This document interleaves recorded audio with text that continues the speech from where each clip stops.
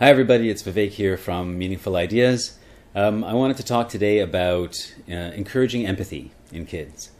And the way I think of empathy is about like the instinct to feel for someone, to feel with someone. And a lot of the time we hear adults talk about kids as if they don't have empathy and we have to teach them empathy. And I haven't found that. I have found that it's more like a sense of awakening empathy in our kids, or allowing it, because I feel like it really is there. I see it, I feel it when I'm with children. An example of this is recently I was in the park with some friends, and three of us were playing frisbee. It was a parent and a child and me. And we were throwing the frisbee back and forth. And the kid was throwing the frisbee, and every time he would throw it at his parent, he would whip it at them really hard. And very gently, the parent would say, that's not how we throw frisbees, or I don't want it thrown hard at me. I really enjoy playing with you, but I don't really enjoy having it thrown at me like that. Could you please throw it gently? Or some version of that.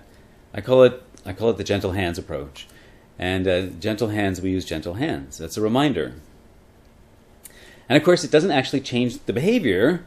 At least it takes a long time for the gentle hands approach to change behavior.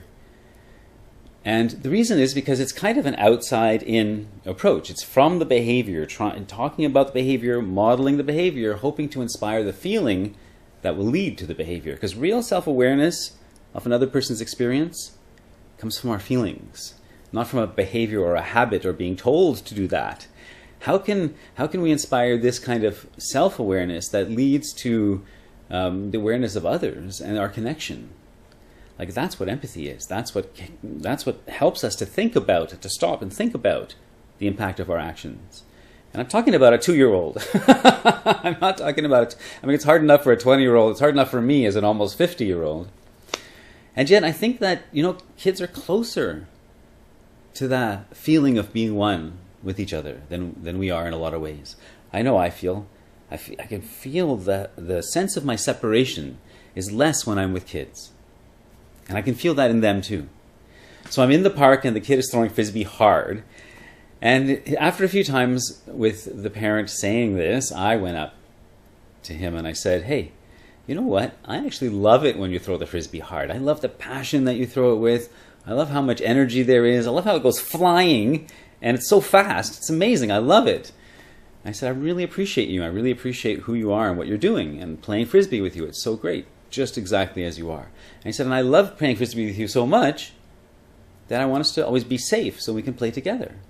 That's what I care about. And he stopped for a minute and he kind of leaned in and he was looking at me like, it was almost like he was looking for the complaint. Was I complaining even a little bit? Because in gentle hands, there's a little bit of a complaint that they're not doing it quite right. They're not doing it the best that they could. They could do it a little better, which is true, kind of. And at the same time, at that moment, they are perfect as they are, because that is who they are in that moment, in their evolution, in their journey of learning. That's where they are, and that's perfect and beautiful. And that is all I held when I stared into his eyes. And he looked at me, and he looked for it. And when he couldn't find it, there was no judgment. There was no judgment for him to compare himself against. So he had to look at himself. Because I wasn't there in a way. There was no judgment. There was no evaluation. I wasn't there. And so he had to look at himself. And instantly, he forgot about me. And he looked to his mom and he said, did I hurt you, Mama? Are you okay? I think of that moment and my mind is blown. The empathy, it just flowed out of him at that moment. So natural. And he wasn't even really... wasn't even feeling bad about himself even. He was just concerned about his mom all of a sudden. It kind of turned on. Wait a minute. Actual person there could be hurt. And I know what that feels like. I didn't have to tell him to do that. I didn't have to say, how would you feel if someone threw a frisbee at you when you were trying to play with them and you really just wanted to love them and be friends with them, but then they threw this frisbee hard at you? How would you feel? Oh, I'd probably feel bad. But that's still kind of outside in, right? Instead, what I did, and my approach is, it's not my approach. The approach that I've learned is to help people turn towards their own truth. And that truth can't really be explored if we're imposing what it should be or how it should look like. That's why when I went up to him and I had no expectation of him in that moment, I held my own desire, but I had no expectation of him, and he looked for it and he couldn't find it. And so he was able to find his own sense of the moment. And you saw what happened. It was beautiful.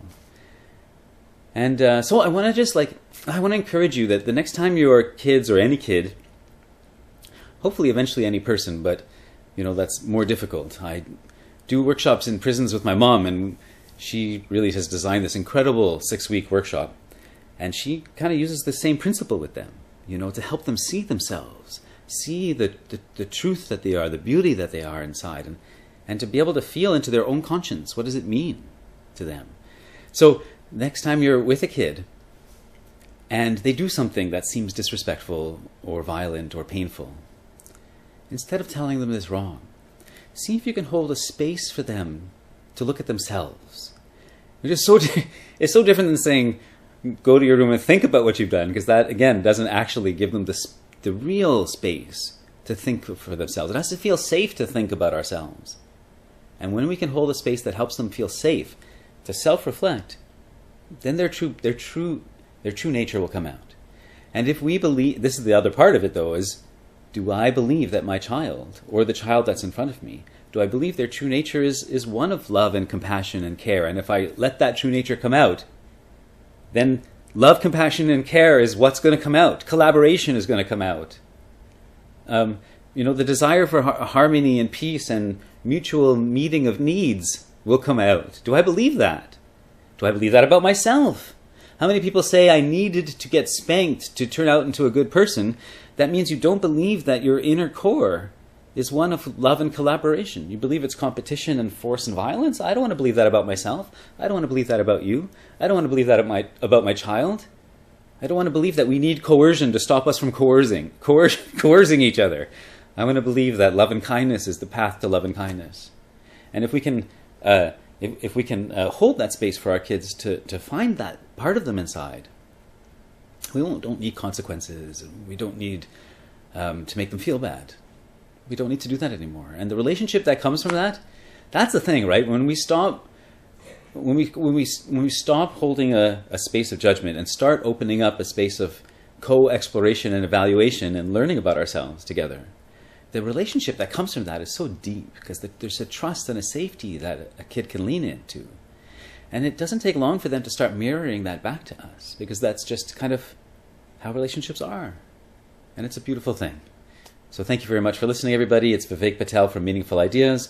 I'd love it if you follow my social media. I'm Meaningful Ideas on YouTube and Facebook and Instagram and Twitter too, although I haven't been into Twitter as much lately. And of course, meaningfulideas.com is my blog. I need to make it a better website, but I'm working on it. So thank you very much, and I hope you have a great day.